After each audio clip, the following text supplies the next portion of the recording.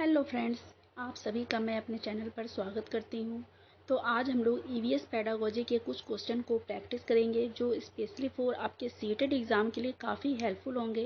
अगर आपने मेरी प्रीवियस वीडियो नहीं देखी हैं तो आप मेरी प्रीवियस वीडियो को जाकर के देख सकते हैं, जिसमें कि सीडीपी के कुछ चैप्टर कंप्लीट हो गए हैं। उसके बाद हिंदी पेडागोजी के और ईवीएस के भी कुछ क्वेश्चन या डिस्कस किए गए हैं। उसके साथ ही साथ कुछ चैप्टर भी उसमें कवर किए गए हैं। तो आइए अब हम क्लास को स्टार्ट करते हैं। क्वेश्चन नंबर 1, निम्नलिखित में से कौन अंतरराष्ट्रीय ख्याति प्राप्त वेट लिफ्टर है? सुनीता विलियम्स, विछेंद्री पाल, सूर्यमणि या कर्णम मल्लेश्वरी। तो इसका जो आंसर होगा वो होगा ऑप्शन नंबर डी कि अंतरराष्ट्रीय ख्याति प्राप्त वेट लिफ्टर जो हैं वो कर्णम मल्लेश्वरी हैं। भारत की ये प्रसिद्ध भारोत्तोलक यानी कि वेट लिफ्टर हैं और ओलंपिक खेलों में इन्होंने कांस्य पदक जीतने वाली ये भारत की प्रथम महिला खिलाड़ी हैं। और इसके साथ ही साथ 1995 में इन्हें अर्जुन पुरस्कार भी प्राप्त हुआ और इसके साथ इन्हें 1996 में राजीव गांधी खेल रत्न पुरस्कार और इसके साथ ही साथ इन्हें 1997 में पद्मश्री से सम्मानित किया गया। तो फ्रेंड्स, इन सभी बातों को भी आप अपनी नोटबुक में ज़रूर नोट करें। अब आइए हम नेक्स्ट क्वेश्चन को देखते हैं। क्वेश्चन नंबर 2, नीचे दिया गया कौन सा एक समूह जड़ों का है? चुकंदर, आलू या अदरक या ऑप्शन नंबर बी गाजर, हल्दी या अदरक या ऑप्शन नंबर सी शकरकंद, मूली या हल्दी या ऑप्शन नंबर डी गाजर, चुकंदर या मूली। तो फ्रेंड्स, इसका जो आंसर होगा वो होगा ऑप्शन नंबर डी कि गाजर, चुकंदर और मूली ये तीनों जो हैं वो जड़ों के समूह हैं। अब आइए हम नेक्स्ट क्वेश्चन को देखते हैं। क्वेश्चन नंबर 3, रेगिस्तानी ओक नाम का एक पेड़ है जो पाया जाता है, ये कहाँ पाया जाता है? तो आबू धाबी में पाया जाता है या ऑस्ट्रेलिया में पाया जाता है या राजस्थान के रेगिस्तानी इलाकों में पाया जाता है या संयुक्त अरब अमीरात के रेगिस्तानों में पाया जाता है? तो इसका जो करेक्ट आंसर होगा वो होगा ऑप्शन नंबर बी कि ये ऑस्ट्रेलिया में पाया जाता है। रेगिस्तानी ओक ये ऑस्ट्रेलिया में पाया जाता है और यह शुष्क प्रदेश में पाया जाता है। आप इस बात को याद रखें कि ये शुष्क प्रदेश में पाया जाता है। जल की प्राप्ति के लिए इसकी जो जड़ होती है वो बहुत लंबी गहराई तक होती हैं। अब आइए हम नेक्स्ट क्वेश्चन को डिस्कस करते हैं। क्वेश्चन नंबर 4, नेपेंथिस वह पौधा है जो शिकार करता है के विषय में नीचे दिए गए कथनों पर विचार कीजिए।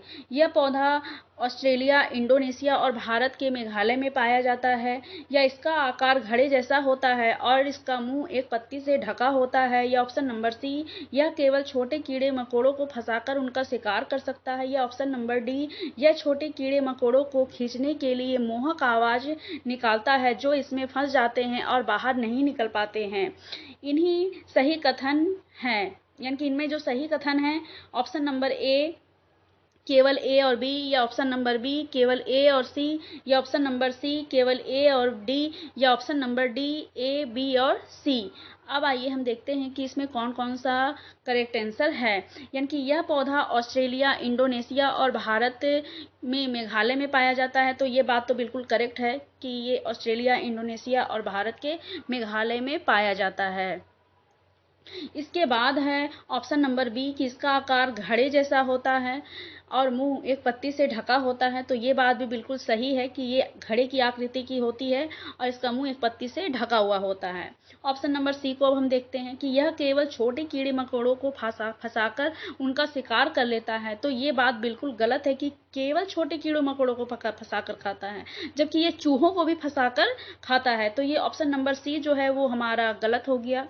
अब है यह छोटे कीड़े मकोड़ों को खींचने के लिए मोहक आवाज निकालता है।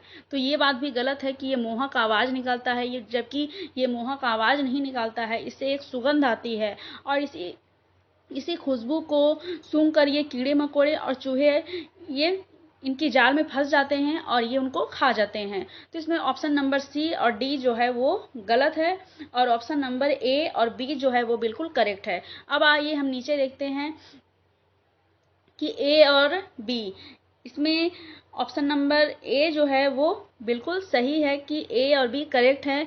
ऑप्शन नंबर बी में सी है दिया हुआ है, ए तो सही है लेकिन सी गलत है। ऑप्शन नंबर सी में इसमें बी तो सही है लेकिन डी जो दिया हुआ है वो गलत है। और ऑप्शन नंबर डी जो है वो ए बी और सी, यानी कि इसमें सी जो है वो गलत है, इसलिए हमारा जो आंसर होगा वो होगा ऑप्शन नंबर ए। अब आइए हम देखते हैं क्वेश्चन नंबर 5।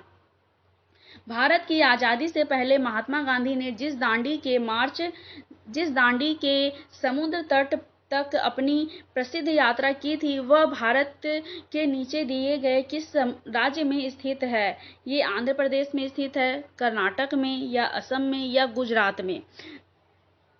ऑप्शन नंबर यहाँ डी हो जाएगा, ठीक है, या गुजरात में। तो फ्रेंड्स इसका जो आंसर होगा वो होगा ऑप्शन नंबर डी कि ये गुजरात में स्थित है। अब आइए इसके बारे में भी हम कुछ इंपॉर्टेंट बातों को जान लेते हैं।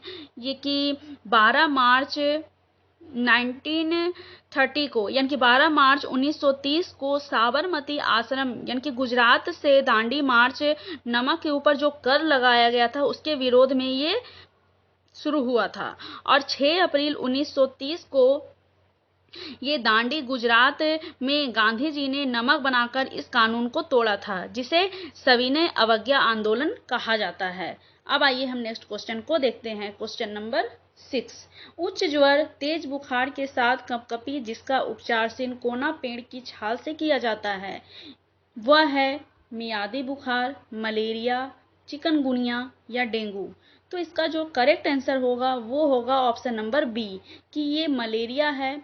और मलेरिया जो होती है वो प्लाज्मोडियम के द्वारा होता है, जिसमें कि मादा मच्छर के काटने से ये होता है, जिसका नाम है एनोफिलिस मच्छर के काटने से ये होता है। और यह परजीवी लाल रक्त कण में होमोजॉइन नामक विषैले पदार्थ को उत्सर्जित करती है, जिसके कारण कपकपी होता है और इसे मलेरिया कहा जाता है। अब आइए हम नेक्स्ट क्वेश्चन को डिस्कस करते हैं। Question number 7। चेराव नाच कहाँ के लोग करते हैं? अब आइए हम इसके ऑप्शंस को देखते हैं। झारखंड में, मिजोरम में, मणिपुर में, या मेघालय में? तो इसका फ्रेंड्स इसका जो आंसर होगा वो होगा ऑप्शन नंबर बी कि चेराव नाच जो है वो मिजोरम में के लोग जो हैं वो करते हैं। अब आइए हम नेक्स्ट क्वेश्चन को देखते हैं। Question number 8। तमिलनाडु के निकटवर्ती राज्य हैं। अब आइए हम इसके ऑप्शंस को देखते हैं। आंध्र प्रदेश, उड़ीसा, या कर्नाटक, या option number B Kerala, Andhra Pradesh, या महाराष्ट्र, या option number C Karnataka, Chhattisgarh और केरल, या option number D Andhra Pradesh, Kerala और कर्नाटक? तो फ्रेंड्स इसका जो करेक्ट आंसर होगा वो होगा ऑप्शन नंबर डी कि तमिलनाडु के निकटवर्ती जो राज्य हैं वो आंध्र प्रदेश, केरल और कर्नाटक है। तमिलनाडु भारत का एक दक्षिणी राज्य है और इसकी राजधानी जो है वो चेन्नई है। और इसके पड़ोसी राज्य हैं आंध्र प्रदेश, केरल और कर्नाटक। और यहाँ जो भाषा बोली जाती है वो तमिल भाषा बोली जाती है। अब आइए हम नेक्स्ट क्वेश्चन को देखते हैं। Question number 9। निम्नलिखित में से क्या पर्यावरण अध्ययन के संदर्भ में सही है? अब आइए हम इसके ऑप्शंस को देखते हैं। पर्यावरण अध्ययन एक विषय है जो 1 से 5 तक की कक्षाओं में पढ़ाया जाता है, या ऑप्शन नंबर बी 1 से 2 की कक्षाओं के लिए भाषा और गणित के माध्यम से पर्यावरण अध्ययन पढ़ाया जाता है, या ऑप्शन नंबर सी 2, 3 और 4 की कक्षाओं के लिए पर्यावरण अध्ययन से जुड़े मुद्दों को भाषा और गणित के माध्यम से पढ़ाया जाता है, या ऑप्शन नंबर डी 1 से 2 तक की कक्षाओं के लिए पर्यावरण अध्ययन से जुड़े मुद्दे विज्ञान और सामाजिक विज्ञान के द्वारा पढ़ाए जाते हैं।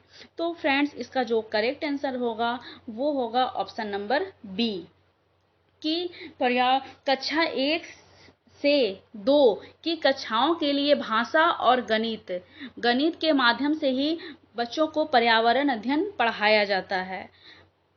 इसमें कक्षा 1 से 5 तक पर्यावरण, ये बात गलत है क्योंकि कक्षा 1 से 5 तक पर्यावरण अध्ययन नहीं है।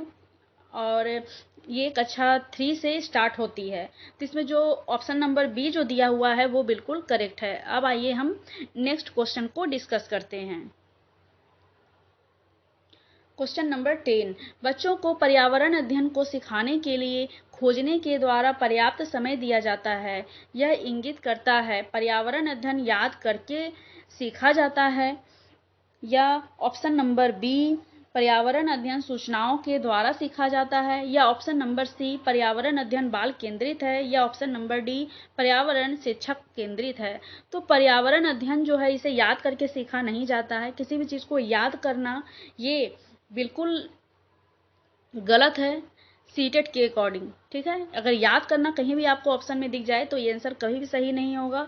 और इसमें जो शिक्षा तो दी जाती है वो बाल केंद्रित दी जाती है, शिक्षक केंद्रित नहीं। तो शिक्षक केंद्रित अगर आपके ऑप्शन में देखें तो ये भी नेगेटिव और इशारा करती है। और पर्यावरण अध्ययन सूचनाओं के द्वारा सीखा जाता है, तो ये भी बात गलत है। इसमें ऑप्शन नंबर सी जो है वो बिल्कुल करेक्ट है कि पर्यावरण अध्ययन बाल केंद्रित है।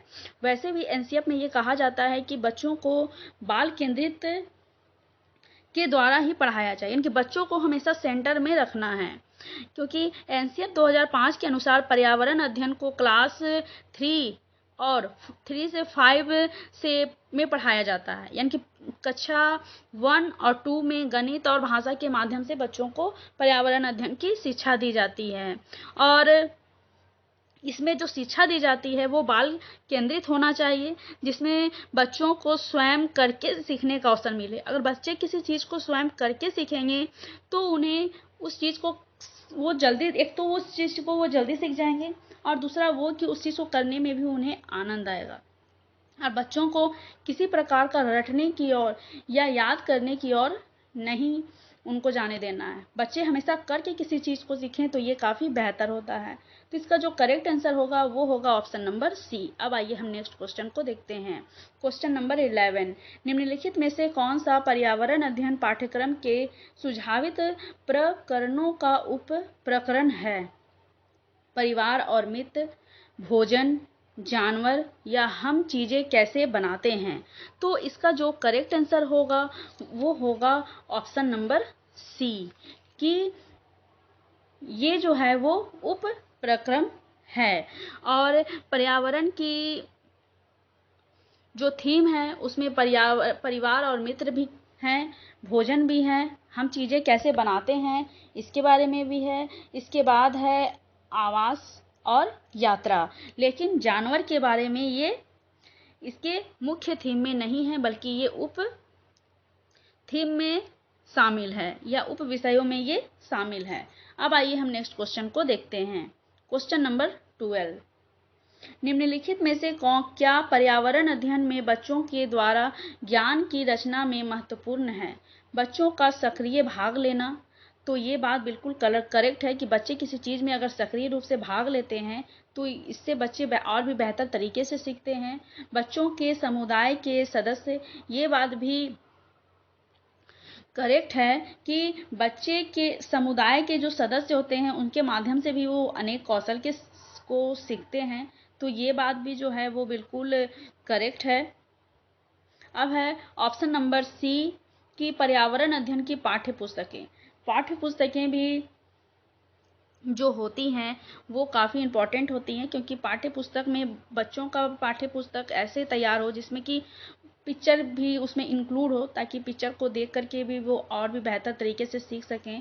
और पर्यावरण अध्ययन की पाठ्य पुस्तक में दी गई व्याख्या और परिभाषा, तो इसमें जो ऑप्शन नंबर ए, बी और सी जो है वो बिल्कुल करेक्ट है। अब आइए हम नीचे देखते हैं कहाँ ये ऑप्शन है। ऑप्शन नंबर ए में दिया हुआ ए, बी और सी, ऑप्शन नंबर बी में दिया हुआ है केवल ए और सी, और ऑप्शन नंबर सी में दिया हुआ है ए, सी और डी, या ऑप्शन नंबर डी केवल सी। तो इसका जो करेक्ट आंसर होगा वो होगा ऑप्शन नंबर ए, कि बच्चों का सक्रिय भाग लेना और समुदाय का सदस्य और उनकी पाठ्य पुस्तकें, ये जो होती हैं ये पर्यावरण अध्ययन में बच्चों के द्वारा ज्ञान की रचना में काफ़ी महत्वपूर्ण भूमिका निभाती हैं।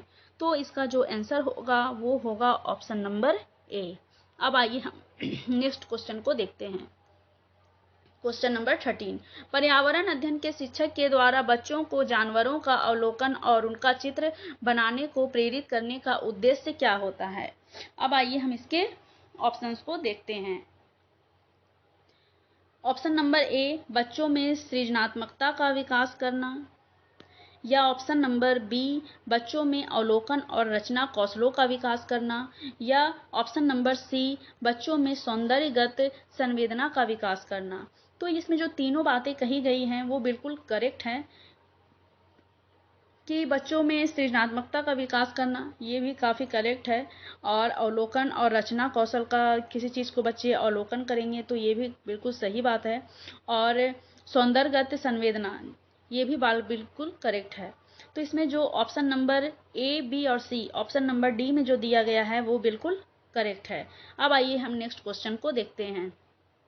क्वेश्चन नंबर 14, पर्यावरण अध्ययन में शिल्पकला और चित्रकला को समूह में करके सीखने पर बल दिया जाता है, क्योंकि कक्षा की अनुशासनहीनता को रोकने के लिए समूह में सीखना शिक्षकों के लिए एक आसान और बहुत प्रभावशाली युक्ति है। यानी कि कक्षा के सिर्फ अनुशासन बनाए रखने के लिए हम ऐसा करें, तो ये बात तो सही नहीं है, ये ऑप्शन गलत है।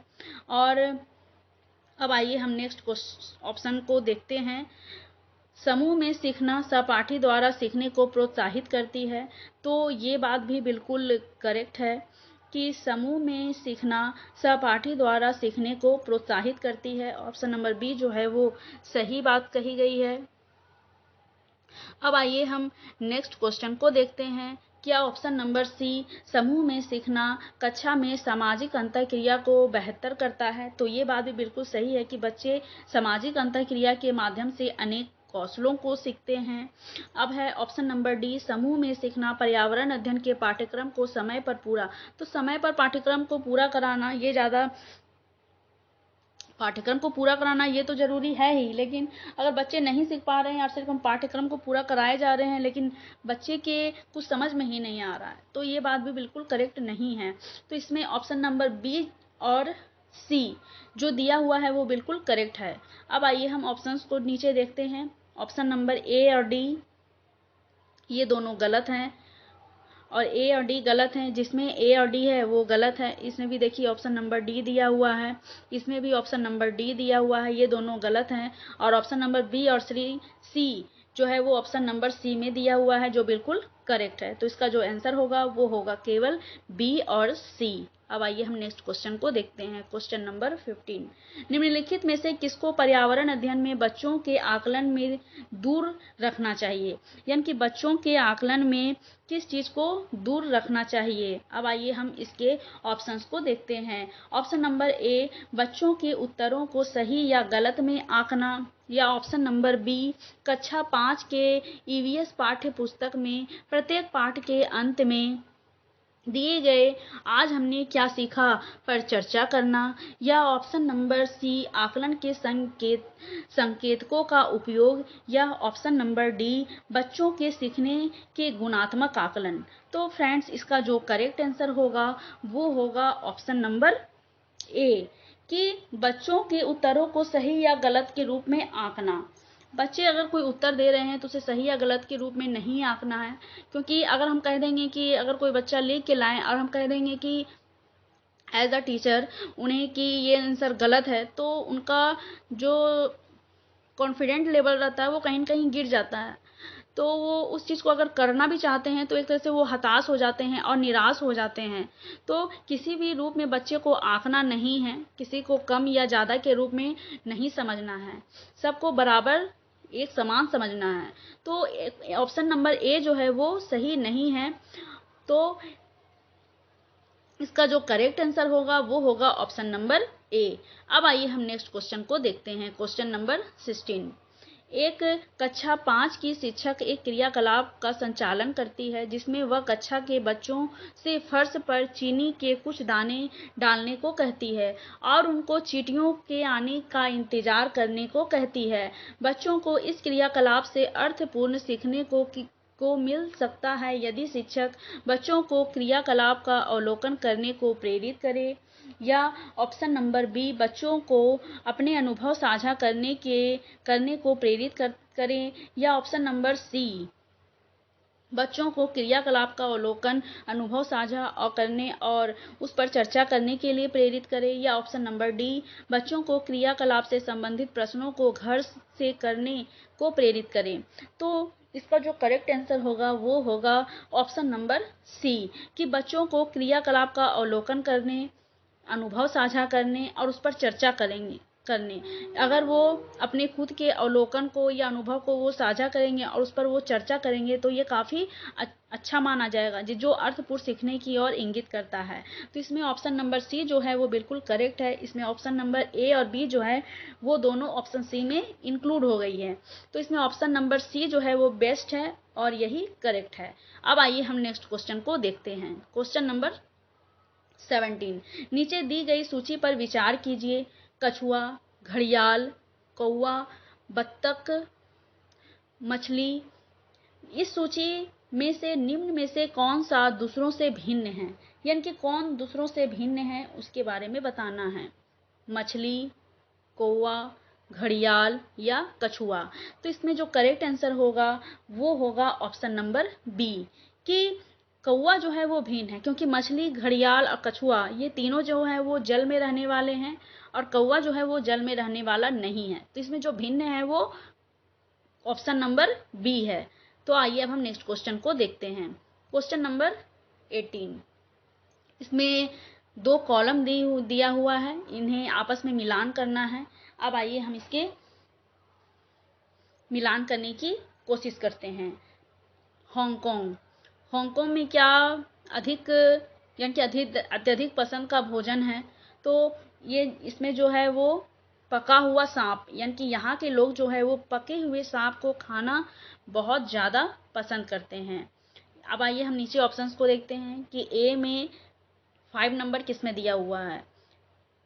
ऑप्शन नंबर ए में भी है, बी में भी है, सी में भी है, लेकिन ऑप्शन नंबर डी जो है उसमें ए में 5 नहीं बल्कि 3 दिया हुआ है। तो ऑप्शन नंबर 3 जो है वो ऐसे ही कट गया। अब हमारे पास 3 ऑप्शन बचे हैं, अब उनको हम देखेंगे। केरल, केरल में क्या होगा? तो केरल में क्या होगा?